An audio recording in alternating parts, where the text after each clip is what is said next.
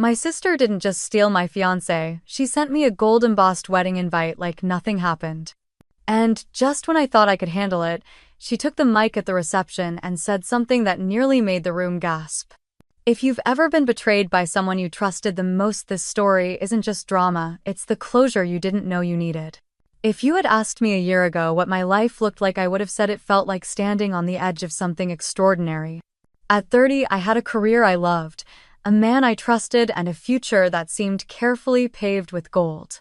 My name is Emma Carter, and at the time, I was the senior marketing director for a boutique design firm in downtown Seattle, managing campaigns for luxury brands, fielding client praise daily, and running my own team with a precision that made me both admired and, frankly, a little feared. My days were full, my nights were warm, and my calendar had the kind of structure that gave me comfort. Order was something I cherished, not because I feared chaos, but because I had grown up surrounded by so much of it. I was the older daughter, the one who fixed things, the dependable one. And maybe, if I'm honest, the one who never really allowed herself to fall apart. I was engaged to Nathan Whitaker, a financial consultant who had this gentle steadiness that people mistook for boring, but I loved it. After 5 years together, he proposed one quiet evening on Bainbridge Island. It wasn't grand or dramatic. We just finished dinner at our favorite waterfront cafe, and he pulled out the ring right there by the ferry dock with a sunset smeared behind him like a painting. "Emma," he said, voice low, eyes searching mine. "I want a life with you, nothing flashy. Just something real." I said yes without hesitation. The diamond was modest, but classic, and I wore it like a promise I believed in more than anything. Everyone said we were perfect together. We had the kind of compatibility that felt effortless. We didn't fight, we planned, we built. Nathan was the kind of man who remembered to buy almond milk because he knew I hated cow's milk in my coffee. He read The New Yorker recycled religiously and always took off his shoes at the door. He didn't ignite fireworks in me, but he made me feel safe.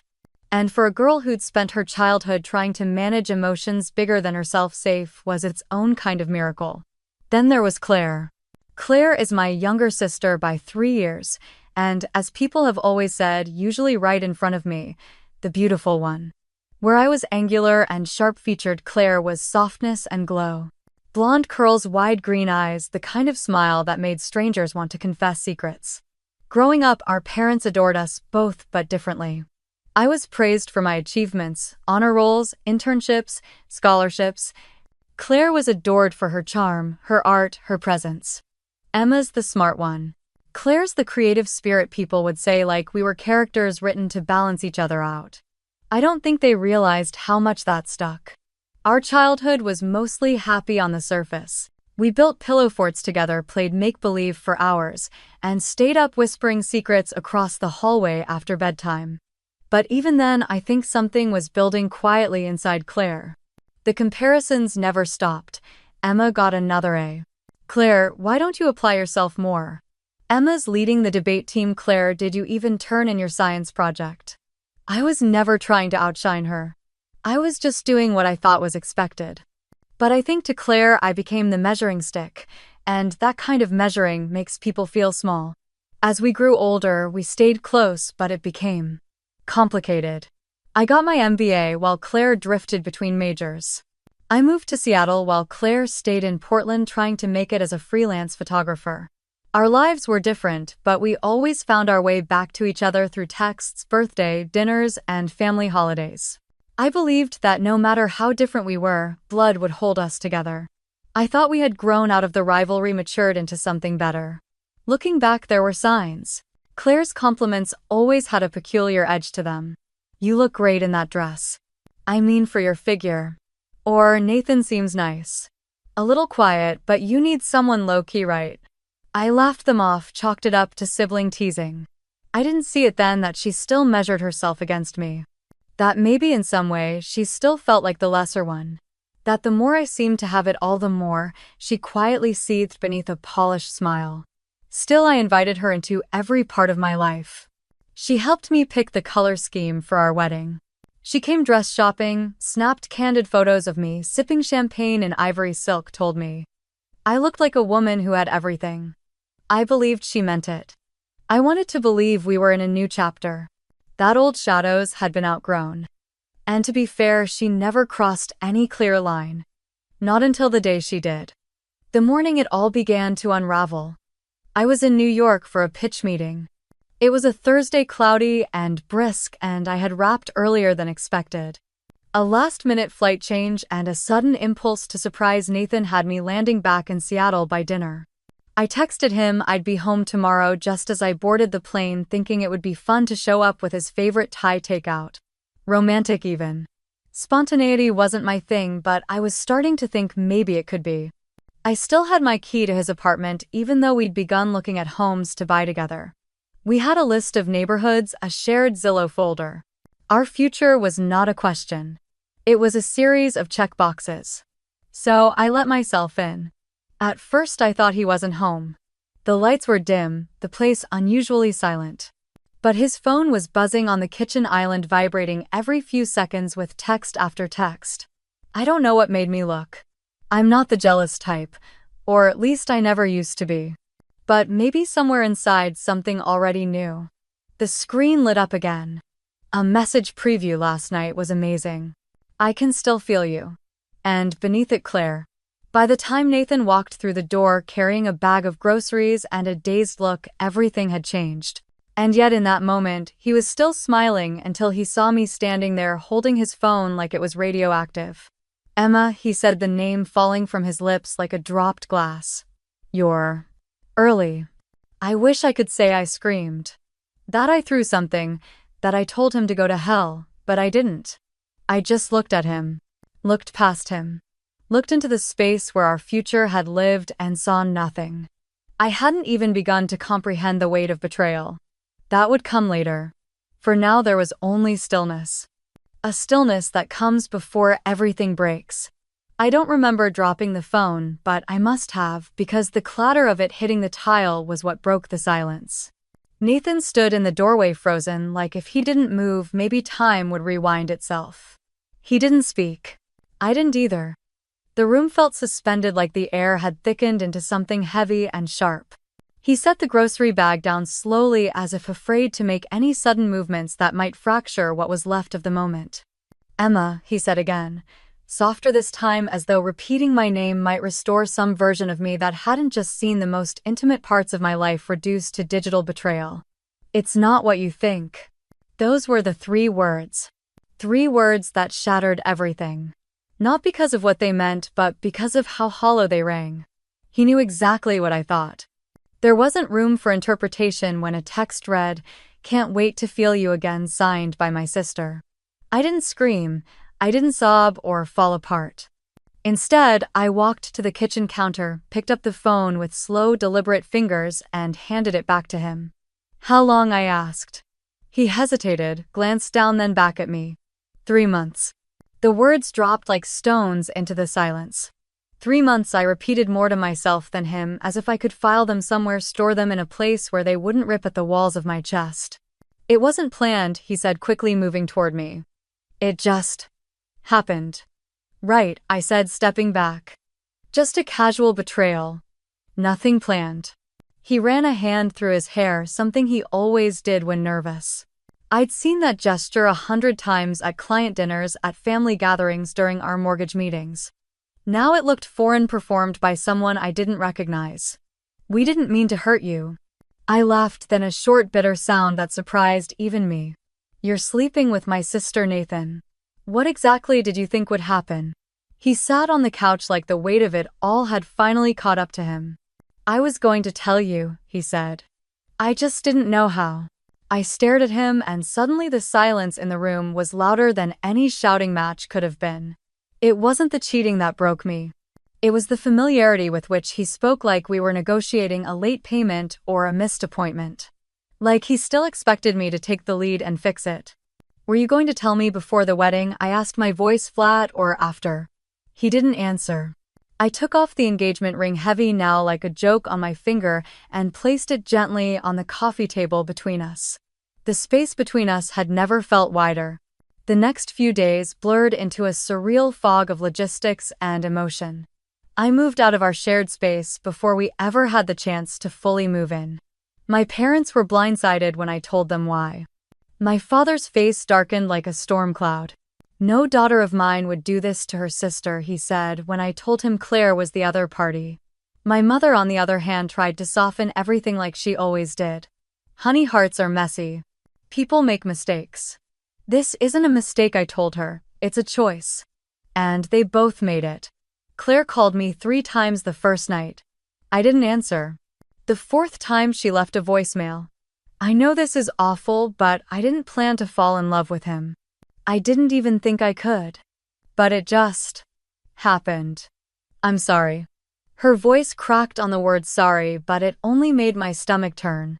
She didn't sound devastated. She sounded guilty and defensive, like someone who got caught breaking a rule she didn't believe in. The next day she texted, "Can we talk? I want to explain." I deleted it. I didn't want explanations. I wanted my life back, the version of it that existed before this crack ran through the center of everything. At our next family dinner, I sat across from Claire and Nathan for the first time since it all happened. It was surreal. Claire held his hand openly without shame. My mother made small talk like she was auditioning for a role in a play about cheerful dysfunction. My father, to his credit, barely looked at either of them. "How's work, Emma?" he asked, his eyes steady. "Busy," I said, trying to keep my head above water. "You always do," he replied, and something about the way he said it made me want to cry. But I didn't. I wouldn't give them that. Claire looked at me like she was waiting for something, maybe an explosion, maybe forgiveness. She got neither. I barely spoke to her. I didn't touch the food. The longer I stayed, the more I felt like I was watching someone else's family, someone else's life. So I left early with a tight-lipped smile and a quiet goodbye. I stopped attending family events after that. I couldn't stand the charade. I couldn't stand sitting across from a man who had kissed me goodnight for 5 years and now kissed my sister good morning. The days that followed felt endless.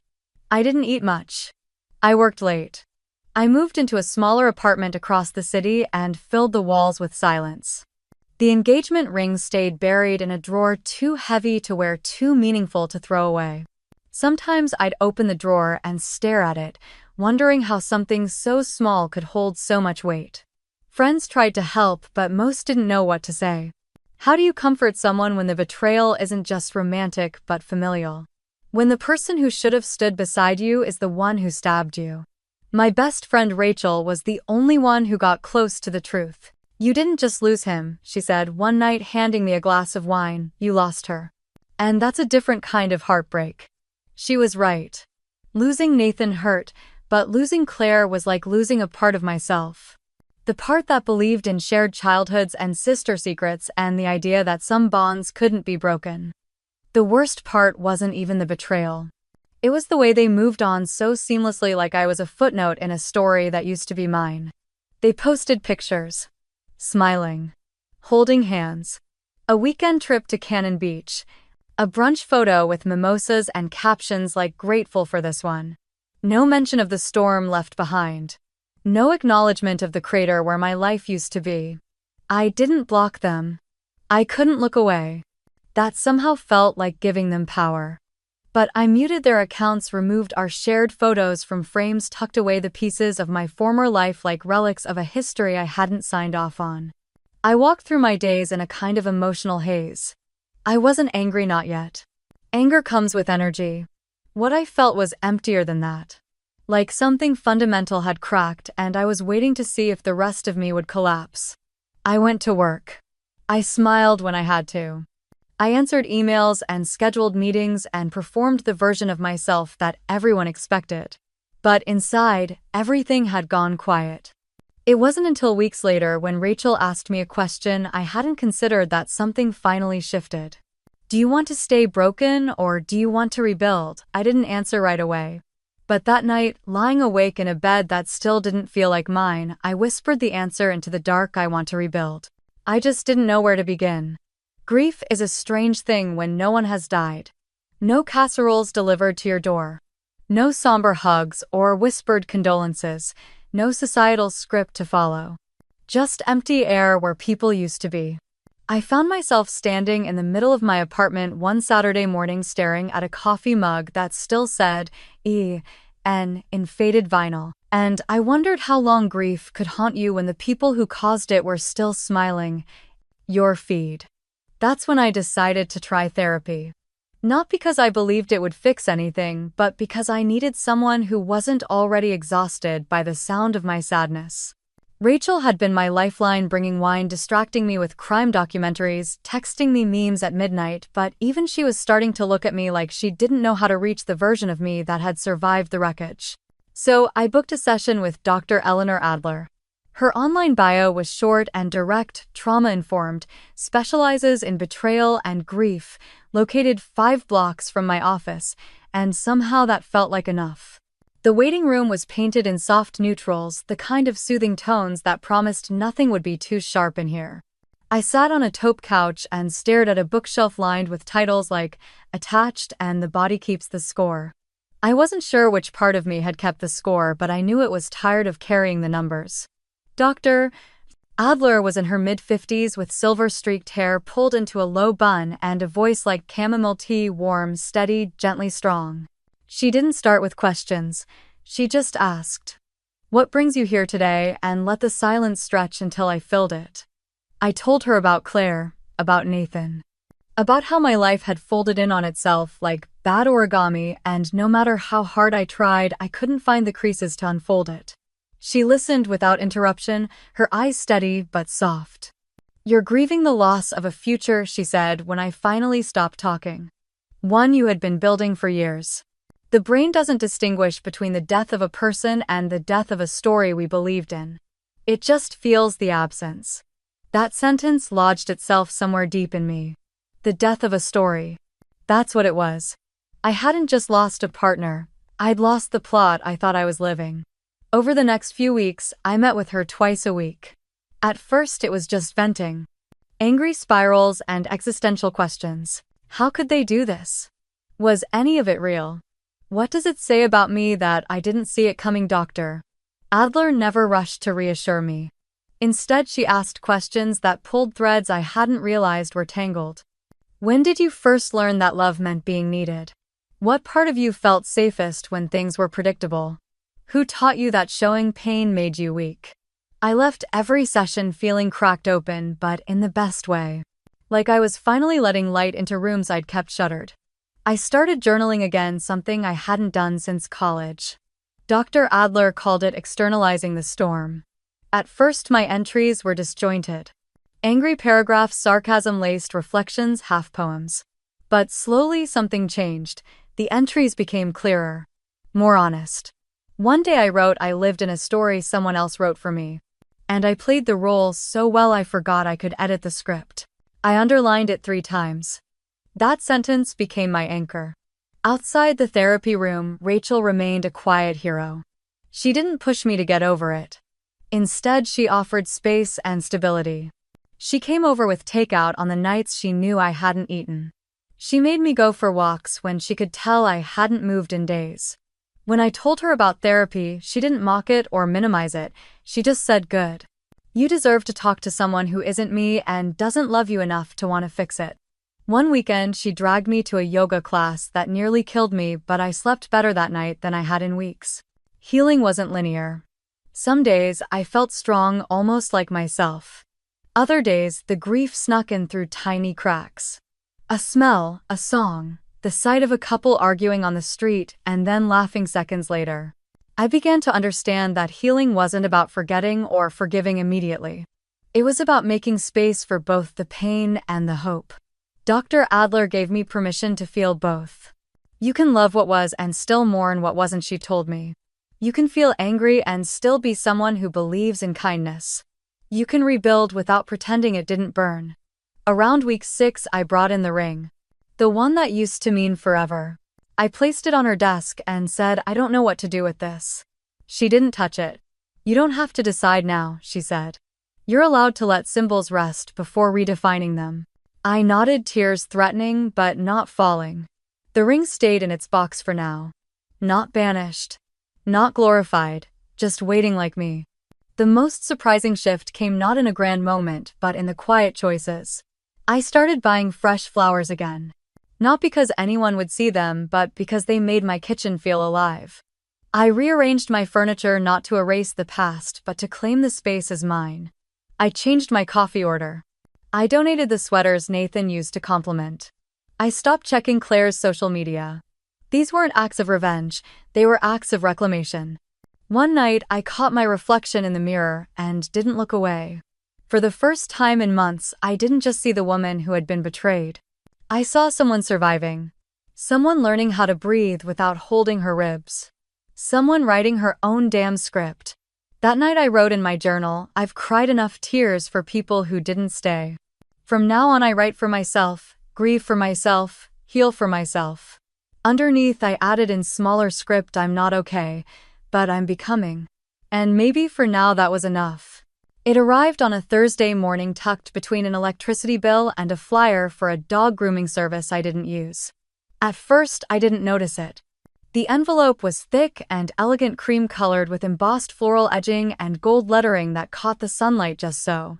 It looked like something out of a bridal magazine. My name was printed in perfect calligraphy, Miss Emma Carter.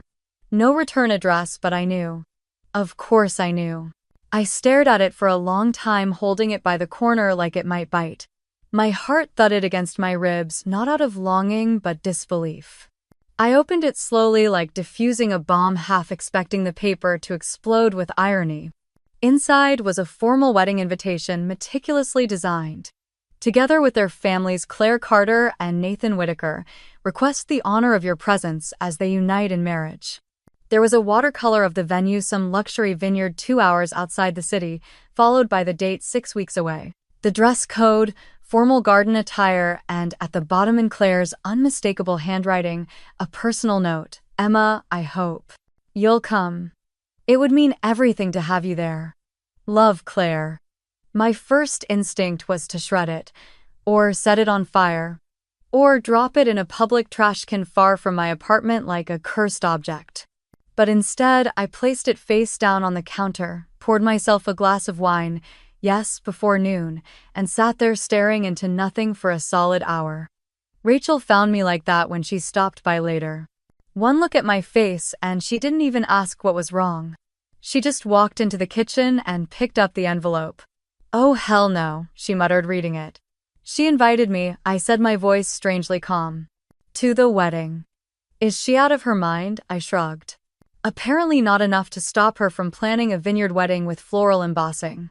Rachel poured herself a glass too and sat beside me. "You're not going, right?" "I don't know," I said. "Everyone's going to expect me not to. Some of them probably even made bets on it." Rachel blinked. "You want to go, Emma?" "Why I don't want to go," I said. "But I think I need to." She stared at me like I'd just suggested jumping into a volcano for closure. "You don't need to do anything but live your damn life. You owe them nothing." "I know," I whispered.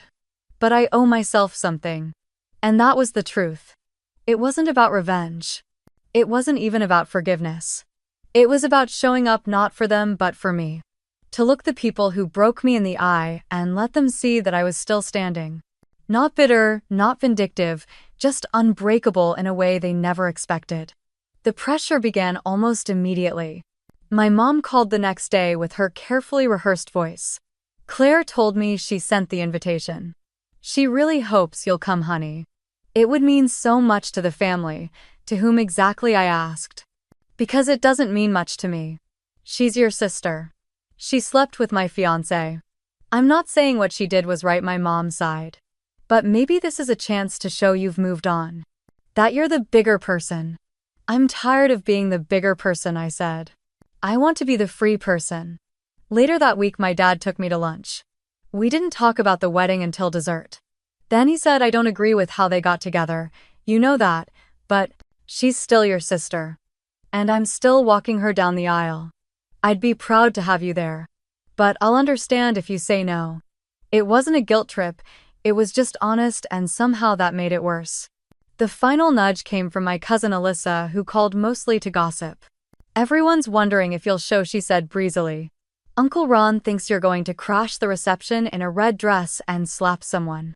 I told him you were classier than that." "That's oddly flattering." She laughed. Honestly, I hope you do come. You've always been more poised than Claire. And more interesting. Her entire bridal party looks like an Instagram filter. After the call ended, I stared at my reflection in the darkened window.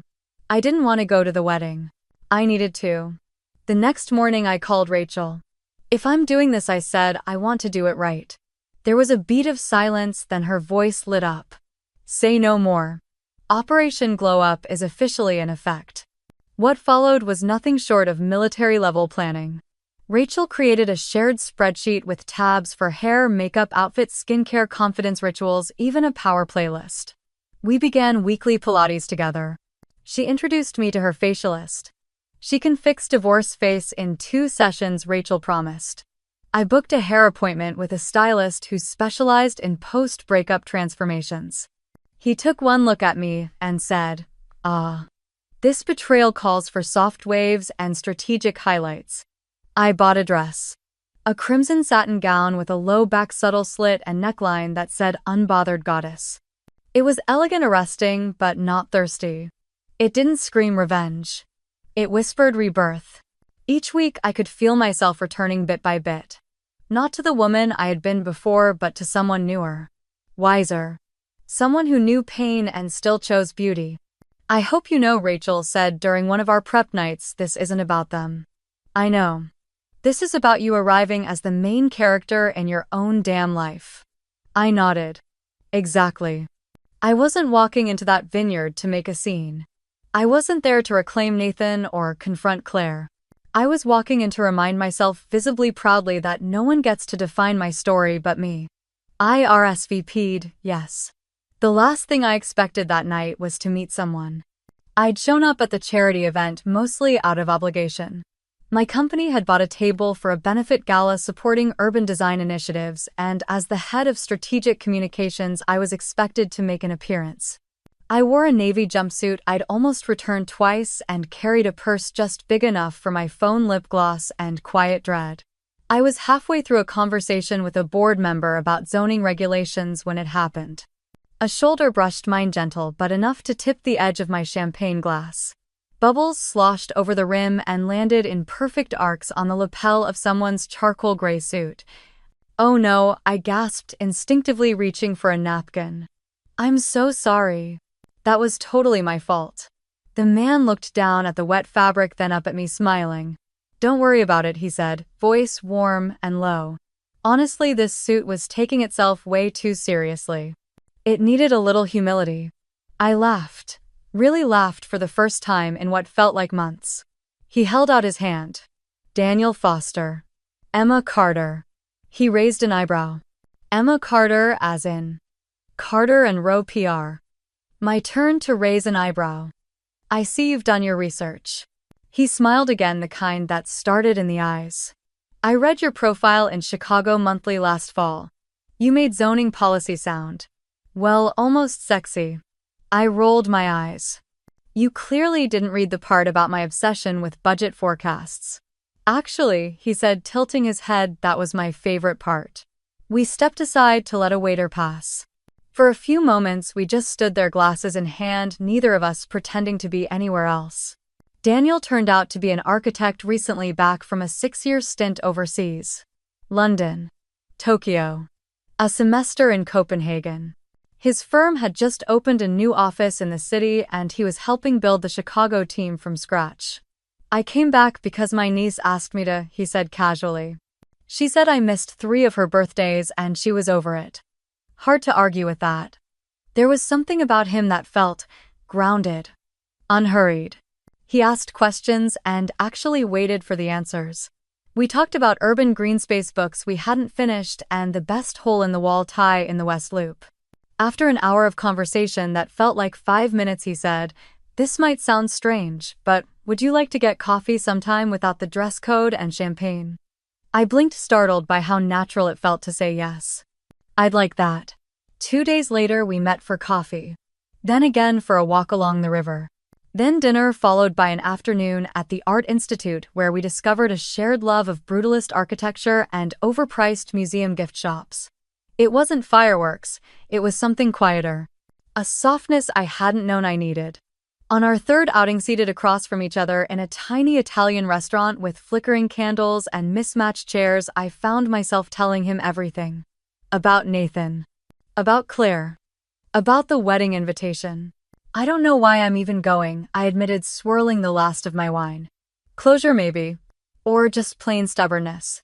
He leaned forward, slightly not judging. And you're going alone, I hesitated. I was planning to. He nodded slowly, then smiled. What if you didn't? I laughed, assuming he was joking. You're volunteering to come to a stranger's wedding where her ex-fiancé is marrying her sister. I'm excellent at weddings, he said deadpan. I dance with grandmothers, I compliment table arrangements, and I've mastered the art of charming suspicious uncles. Plus, I look great in a suit. I studied him for a moment, unsure. Why would you do that? Because I like spending time with you, he said simply. And maybe because I know a thing or two about betrayal. There was a pause, gentle but weighty. I was engaged once, he said quietly. 3 years ago. Her name was Alicia. She ended it a month before the wedding. Said she fell for someone at work. My chest ached with recognition. Did you go to their wedding? I asked. He smirked. No, but I did send a very tasteful blender. I laughed again, grateful for the levity. So, this is solidarity. This is me offering to walk beside you, he said. No expectations, no pretending. Just back up. I looked down at my plate, then back up at him. It's crazy. Most good stories start that way, he said.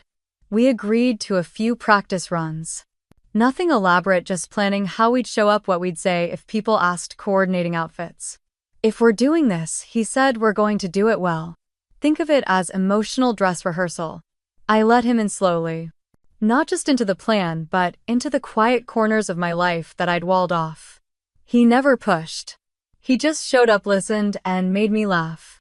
He asked about my dad's obsession with jazz records. He remembered my coffee order. He recommended books he thought I'd like and asked what music helped me focus. We weren't performing. We were building something real, however unexpected its beginning. One evening, as we practiced our couple story over dinner, I said, "You don't have to do this, you know." He tilted his head. "I want to. And when the wedding's over, we'll see," he said, his voice softer now. "But if it's okay with you, I'd like to keep seeing you beyond the vineyard." There was a long pause. I looked at him, really looked. The man across from me wasn't part of the plan. But maybe the plan had needed rewriting anyway. "Okay," I whispered. "Let's do this." The vineyard looked like a page torn from a magazine. Rows of grapevines stretched toward the horizon, kissed by late spring sun, and a white tent shimmered in the distance, its edges fluttering like a nervous breath. Everywhere I turned, there were flowers, roses, peonies, wild greenery, arranged with such perfection it felt almost theatrical. Claire had always loved a grand stage. Daniel and I stepped out of the car, the gravel crunching beneath our shoes. I wore the crimson dress, the one Rachel had dubbed armor stitched in satin. It hugged in all the right places, dipped daringly at the back, and moved like fire when I walked. Daniel beside me in a perfectly tailored charcoal suit and a pocket square that matched my dress looked like the man dreams were made of. But it wasn't just the clothes. It was the way he looked at me, like I was the only person in the world. We walked up the stone path hand in hand, heads turned, conversations paused, eyes widened. I didn't smile, I didn't flinch. I didn't owe them performance, I was there for me. Claire saw me first. She was standing near the entrance to the reception tent, her champagne flute frozen midair. Her dress was stunning, of course, lace and silk and expensive understatement, but her smile slipped for just a beat when she caught sight of us. Just a flicker. But I saw it. "Emma," she said when we approached, kissing the air near my cheek as if that could erase history. "You made it." "Of course," I said smoothly. "Wouldn't miss it for the world, and this must be Daniel Foster," he said, extending a hand. "Emma's partner." Claire's smile twitched as she took his hand. "Lovely to meet you." Behind her, Nathan appeared. His face, once so familiar, looked older somehow. Or maybe just smaller. "Emma," he said, awkward. "Thanks for coming, it really means a lot." I nodded once. "Congratulations." then turned just enough to end the moment. Inside the tent, the space glowed with fairy lights and soft jazz. Guests milled about in jewel-toned dresses and tailored suits, sipping champagne, casting glances. I felt the murmurs behind me like a breeze. "She looks incredible. Is that her new boyfriend? I wouldn't have come if I were her. She doesn't even look bothered." Good. Daniel's presence grounded me. He wasn't loud, didn't overcompensate. He guided me through awkward introductions, laughed gently at stiff jokes, deflected nosy questions with effortless charm. When one of Claire's bridesmaids leaned in and said, "So, you and Daniel real or revenge?" I just smiled and answered, "Real enough to not care what you think." Daniel chuckled softly. "She's the storm in heels," he whispered as we moved away. We found ourselves seated at a table near the dance floor, surrounded by my father's side of the family. Aunt Caroline gave me a once-over and leaned in. "You're the picture of Grace, darling," she said. "Some of us are quietly cheering for you." Across the room, I saw my mother. She didn't smile, didn't wave. Just stared. I could tell she hadn't expected me to come. Not really, certainly not looking like this. The ceremony was scheduled just before sunset under an arch wrapped in white hydrangeas and eucalyptus. We watched as the guests were guided into rows of white chairs facing the golden hills. Daniel placed his hand gently on mine. "You okay?" "I'm not sure what I am," I admitted. "But I'm not angry. Not anymore." He squeezed my fingers. "That's a good sign." The music started, gentle strings, and the wedding party filed down the aisle. Then Claire appeared, radiant in her curated perfection, walking toward the man she'd taken from me. Everyone stood. I didn't. Daniel stayed seated beside me, solid and unshaken. When Claire passed, her eyes found mine for a second. I didn't blink. The vows were beautiful. Empty, but beautiful. Nathan stammered a bit through his voice catching only once when he said, "I promise to always protect you." I wondered if he had rehearsed that line in the mirror. Claire's vows, by contrast, were precise, poetic, confident. She was always good with performance. When they were pronounced husband and wife, applause rippled through the rows.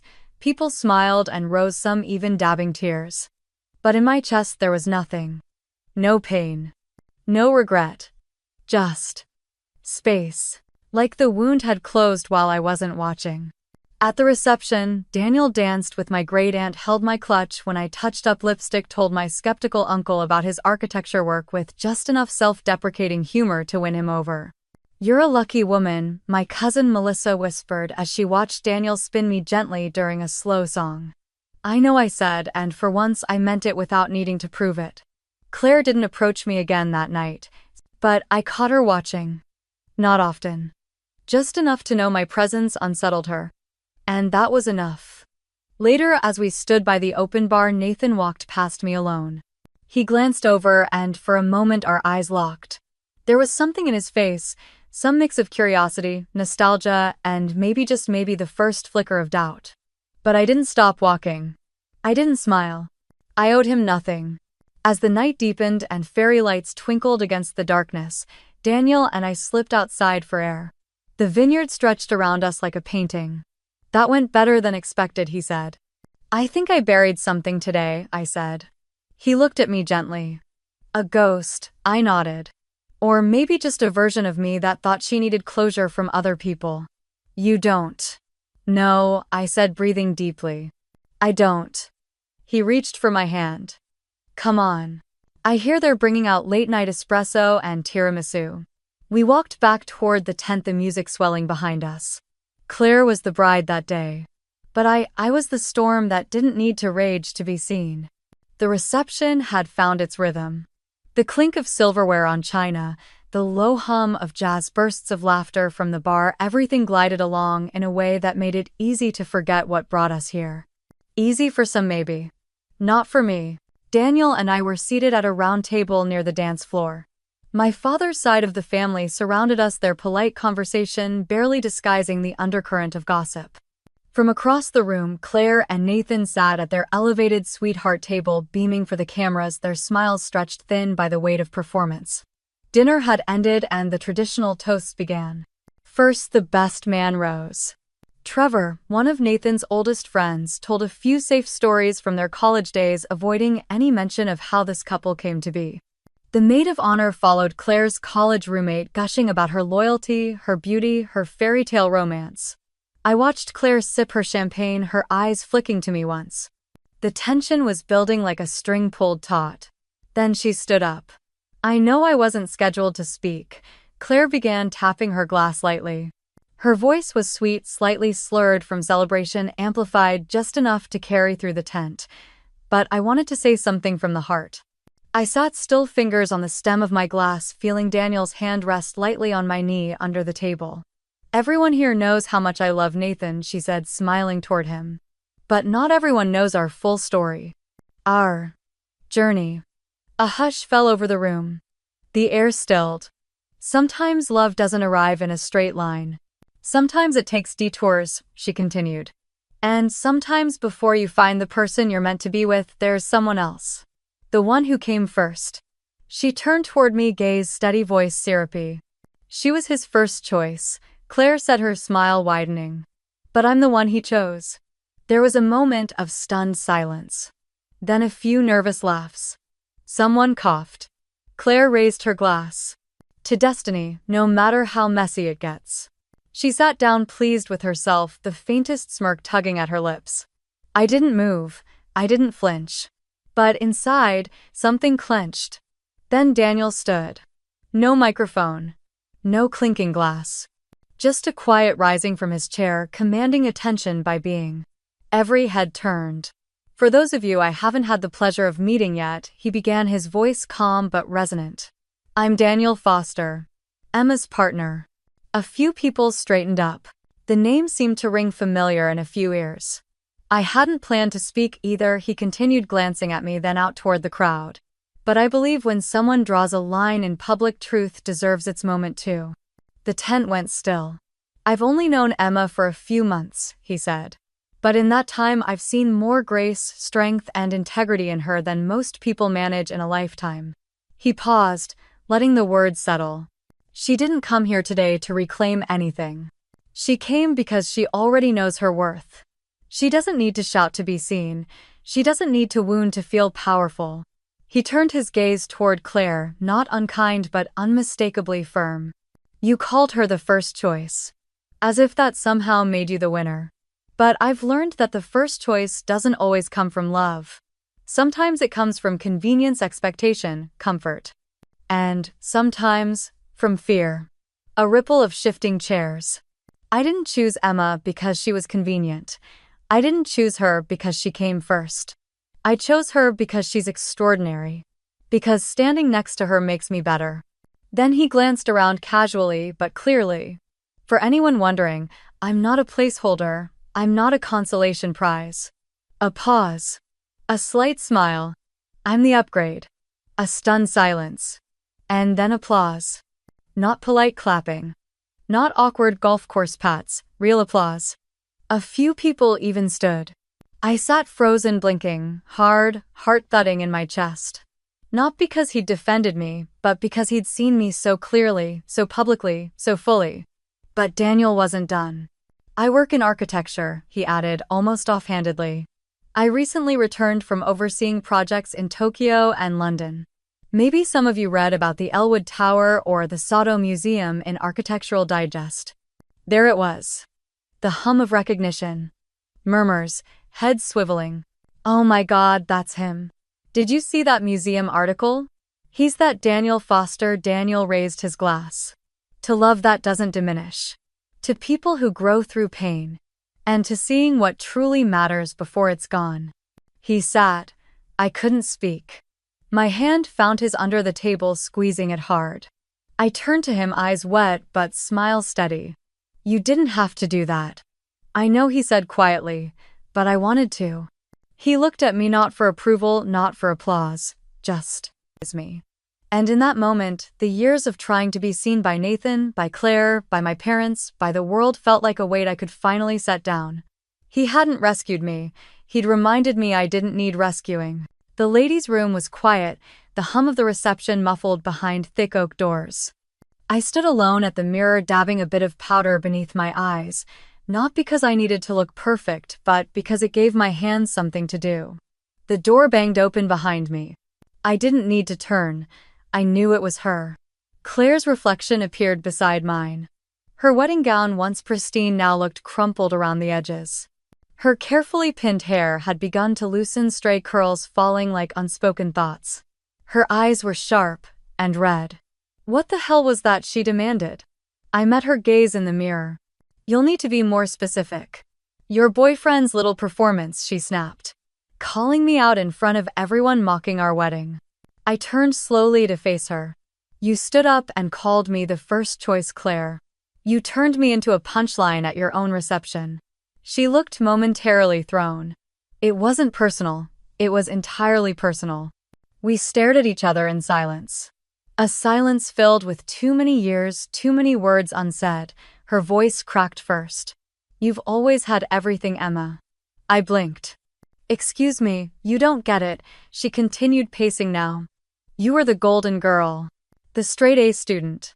Dad's favorite. Mom's pride, the one everyone noticed. I let out a bitter laugh. Noticed, Claire, I spent my childhood trying not to disappoint. You think that felt like being adored? She stopped pacing. At least they expected something from you. I was always just the pretty one. The one no one took seriously. Not even you. I never thought of you that way, I said honestly. Not once. She looked down at the sink, her hands gripping its porcelain edge. Nathan talked about you all the time, even when we started. Whatever that was between us. Page this, page that. I thought if I could just have something you had, just one thing, I'd stop feeling like your shadow. I felt something in me soften. Not sympathy, not quite. But understanding. So, you took the one person you thought mattered to me, I said. Was it really about him? She shook her head, tears welling up. It stopped being about him a long time ago. I just wanted to be seen. A pause. I did fall in love with him, she added, barely audible. But part of me was thrilled that for once I had something you lost. The honesty of it hit harder than the betrayal ever had. I stepped closer. Claire, I don't hate you. She looked up, startled. Then what do you feel? I considered the question. I feel tired, I said. Tired of competing in a game I never knew we were playing. Tired of trying to protect you while you tried to outshine me. Tired of pretending we're okay when we're anything but. Her lips trembled. I'm sorry. I nodded. I believe you. But that doesn't fix us. Silence again. Heavier this time. I thought your life was perfect, she whispered. But then I saw you tonight, and it wasn't just the dress or the man. It was the peace.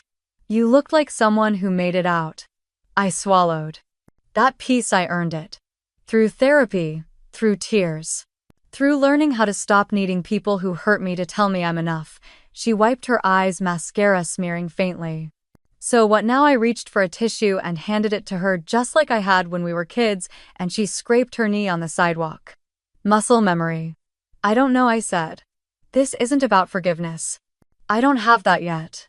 Claire nodded, voice small. Fair, but I can let go, I continued. Of needing anything from you.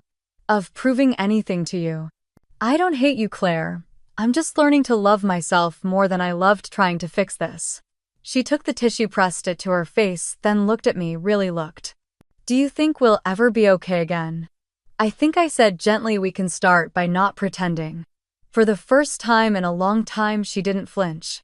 And maybe in that sterile bathroom with 2 bright lights and years of bitterness between us, something cracked open, not a full reconciliation, but a fracture in the wall. A beginning. We left before the bouquet toss. The stars had begun to bloom above the vineyard, pinpricks of quiet against a sky that had seen too much. Daniel held the door open for me without a word, and as I slid into the passenger seat, a silence settled between us. Not awkward, not strained, just full. Like the exhale after holding your breath for too long. As the car rolled down the gravel path, I looked back once. The white tent still glowing. The shadows of guests still dancing. Laughter carried faintly through the air like the echo of a story I no longer belonged to. You okay? Daniel asked gently. I think I am, I said. And it was true. No anger, no tears. No dramatic exit or final speech. Just enough. It was done. We drove with the windows down the cool wind, undoing what the stylist had sculpted hours ago. My hair came loose, but I didn't fix it. I wanted the real air, the real night. The real me. I keep waiting to feel something sharp, I said after a while.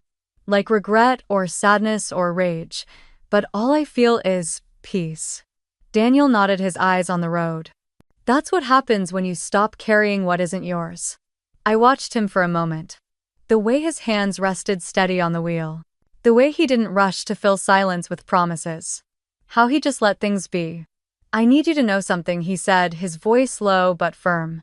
This us, it was never fake for me. Not even in the beginning. I smiled softly. I know. I meant what I said in there, he added. You're not someone I'm here to rescue. You're someone I choose. Freely, fully. And somehow that meant more than any I love you ever had. When we reached my apartment, he walked me to the door. I turned to him, heels in hand, now bare feet against the cool tile. I want to take this slow, I said. I want to do it right. He brushed a strand of hair from my cheek. There's no other way I'd want it. He didn't kiss me that night. He didn't ask to come in. He just squeezed my hand, said "Good night, Emma," and walked away with the kind of quiet that said I'm not going anywhere. Inside, I poured myself tea. Not wine. Not whiskey. Just chamomile, something warm and steady. I lit a candle and opened my journal, the pages now almost full. I wrote, "Tonight I watched the man who broke me marry the sister who betrayed me. And I didn't break. I didn't cry. I didn't plot. I didn't even need closure from them. Because closure doesn't come from people who hurt you. It comes when you stop waiting for it. I didn't win tonight, I just healed." I closed the journal. In the days that followed, the family reached out. My mother left voicemails. "I think we should talk. You and Claire. It's time to move on." I didn't call back, not out of spite, but because I was choosing stillness. Choosing boundaries. Choosing me. I responded to my father's texts. He never asked for more than I could give. Just short messages like "Proud of you, pumpkin," or "Dinner soon." Just us. I said yes. Just us. That felt safe. Claire didn't reach out. And I didn't reach for her. Some wounds don't close with stitches. They close with silence, with distance, with time. I saw photos from their honeymoon on social media, white beaches, forced smiles, captions about new beginnings. I didn't feel anything except the faint ache of recognition. She still wants to be seen. But I was done performing. Rachel called. "So, did you burn the place down or walk out?" Glowing, "Neither," I said. "I just walked out." She paused. "That's the most powerful thing you could have done." I smiled. "I know." Daniel and I continued. Not like a storybook ending, but like real people. We made pasta from scratch and burned the sauce. We argued once about whose turn it was to do laundry. He kissed my forehead when I had a migraine and didn't ask me to explain my silence. It was calm. It was new. It was enough. One night he handed me a small key. "No pressure," he said. "Just, I want you to know you're welcome." I took it. Not because I was ready to move in, but because I was ready to stop running. This wasn't the life I'd imagined, white dress, perfect man, parents beaming. It was better. It was mine. It's been a year since that wedding. A year since I stood beneath twinkling lights in a crimson dress and watched my past vow itself away in white lace. A year since I left a vineyard under the stars and stepped into a life I hadn't planned but now couldn't imagine being without. Daniel and I live together in a corner apartment with high ceilings and too many plants, most of which he insists are thriving, even though I'm sure 3 of them are fake. We take our time. There's no ring on my finger. No wedding boards or countdowns. Just shared groceries, Sunday mornings in bed with books and coffee, arguments about paint swatches, and quiet companionship that feels like oxygen. He still kisses my forehead when I overthink, still holds space for silence when I need it. Some nights we cook together and laugh so much we forget to eat until midnight. Other nights we exist side by side reading or working connected by nothing but the gentle rhythm of being. We're not building a fairy tale. We're building a life. And that feels infinitely better. Claire reached out 2 months ago. A short email. No justifications, just I've started therapy. I don't know where it will take me, but I thought you should know. I'm sorry again. I mean it. I stared at the screen for a long time. Then replied, thank you. I hope you find peace. I didn't attach emotion to it. I didn't wait for a reply. But when Rachel heard, she said, that's the most hopeful thing I've heard all year. And maybe it was. Healing isn't always two people walking toward each other. Sometimes it's just them no longer walking away from themselves. My relationship with my parents has shifted too. We don't talk about what happened anymore. Not because we're ignoring it, but because we've finally learned to live beyond it. My father has stopped trying to fix everything. My mother still occasionally sends passive-aggressive suggestions like, "You look beautiful in ivory," to which I now reply with a picture of Daniel in a pink apron making pancakes. Boundaries have become my most sacred form of self-respect. I choose what I carry now, and I carry light. Last week, while cleaning the closet, I found the wedding invitation again. The one with Claire and Nathan's names embossed in gold. I remember the first time I saw it, how my hands shook, how my chest caved, and how I thought it was the final cruelty. I almost burned it. Almost mailed it back with a note scrawled in fury. But something made me keep it. Now holding it again, I don't feel rage or heartbreak. I feel reverence. Because this glossy, over-designed envelope was the spark, not of destruction but of transformation. If that invitation hadn't come, I might still be sleepwalking through the life I thought I wanted. Still defining myself by someone else's love, still shrinking to fit the outlines drawn by people who never really saw me. That envelope cracked my world open. And through that crack, light got in. I framed it. Not out of sentimentality, but as a reminder. Of who I was, of what I survived, of where it all began. I think about the Emma who sat alone in that apartment staring at a screen full of betrayal. I wish I could reach back through time and whisper, this isn't the end, it's the door, walk through it. And now as I sit by the window with a journal open on my lap, Daniel humming in the kitchen, the city outside glowing with life. I write the words I once never believed I'd reach.